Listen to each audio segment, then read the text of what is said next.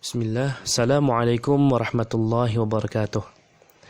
Alhamdulillahi rabbil alamin, wassalatu wassalamu ala ashrafil anbiya'i wal mursalin, wa ala alihi wa sahbihi wa man tabi'ahum bi ihsanin ila yaumiddin, amma ba'd.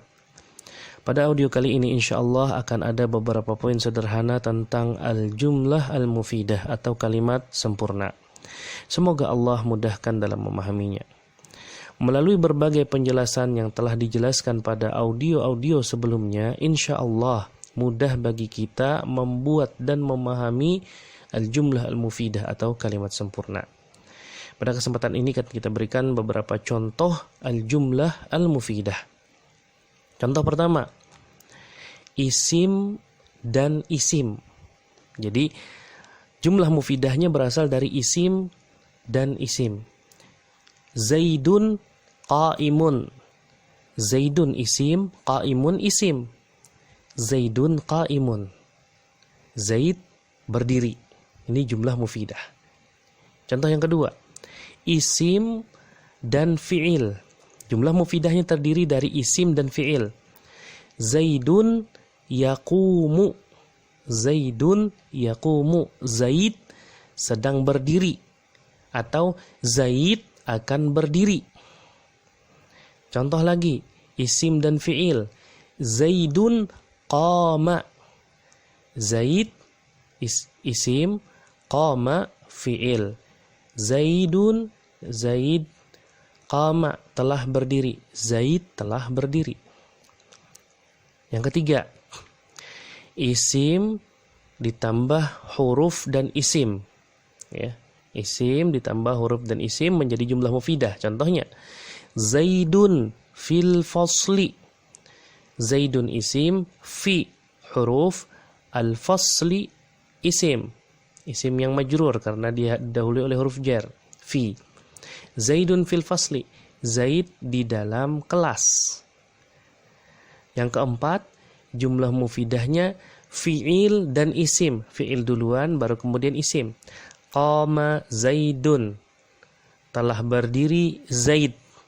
Ini jumlah mufidah. Atau contoh lainnya, yaqumu Zaidun. Sedang berdiri Zaid. Atau akan berdiri Zaid. Dan contoh yang kelima untuk jumlah mufidah adalah fi'il saja. Contohnya, kum, berdirilah. Ini jumlah mufidah. Kata perintah, berdirilah, itu jumlah mufidah. Kalimat sempurna dalam bahasa Arab. Aktubu, saya akan menulis. Atau bisa diterjemahkan, saya sedang menulis. Aktubu. Ini dikatakan dalam bahasa Arab jumlah mufidah. Walaupun dia satu fi'il saja. Atau jalasa, dia sedang duduk. Jalasa, dia telah duduk. Dia seorang laki-laki telah duduk. Atau yajlisu, dia seorang laki-laki sedang duduk. Atau dia seorang laki-laki akan duduk. Yajlisu.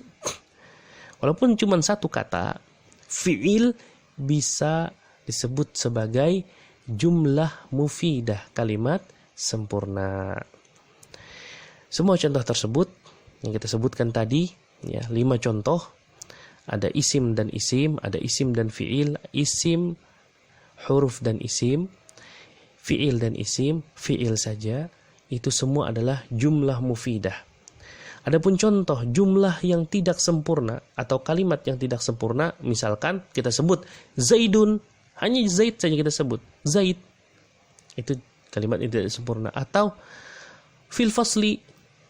Kita sebut fil fasli, dalam kelas. Itu saja yang kita sebut, ya. Tiba-tiba misalnya kita mendatangi seseorang, lalu kita mengatakan fil fasli. Tentu orang tersebut tidak bisa memahami dengan mudah apa yang sedang kita maksudkan.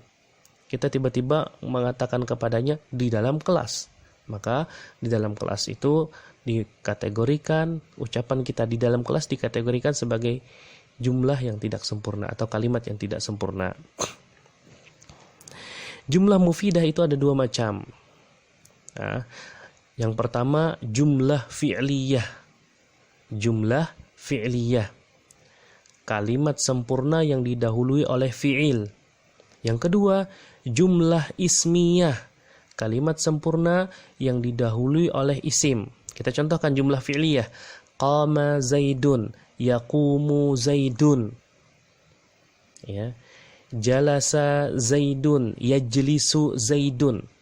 Semua kalimat-kalimat yang kita sebutkan itu kalimat sempurna yang didahului oleh fi'il. Qama Zaidun, telah berdiri Zaidun. Yaqumu Zaidun, akan berdiri atau sedang berdiri Zaidun. Ini jumlah mufidah yang pertama, jenis yang pertama, yaitu jumlah fi'liyah namanya. Sebuah kalimat yang didahului oleh fi'il. Ada jumlah ismiyah. Zaidun yaqumu. Zaidun akan atau sedang berdiri. Dia dikatakan jumlah ismiyah karena kalimatnya didahului dengan isim. Nah, selesai jumlah fi'liyah dan jumlah ismiyah. Yang kedua-duanya adalah jumlah mufidah, kalimat yang sempurna. Sedikit catatan terkait pelajaran bahasa Arab secara umum. Perlu kita ketahui, tata bahasa Arab berbeda dengan bahasa Indonesia. Dengan sering mendengar, membaca, dan menerjemahkan bahasa Arab, insya Allah akan lebih mempercepat penguasaan mengenai perbedaan-perbedaannya. Kemudian yang kedua, terkadang satu kata dalam bahasa Arab memerlukan beberapa kata dalam bahasa Indonesia untuk pemadanannya, untuk penyesuaiannya saat penerjemahan. Maka tidak heran kalau untuk menerjemahkan satu kata dalam bahasa Arab, kita butuh penjelasannya agak panjang sedikit. Kita butuh waktu yang agak panjang sedikit untuk menjelaskannya. Karena terkadang satu kata dalam bahasa Arab memerlukan beberapa kata untuk padanannya, untuk terjemahannya. Semoga Allah Subhanahu wa taala mudahkan kita untuk senantiasa istiqamah dalam belajar. Wassallallahu ala nabiyina Muhammadin wa ala alihi washabbihi wasallam. Assalamualaikum warahmatullahi wabarakatuh.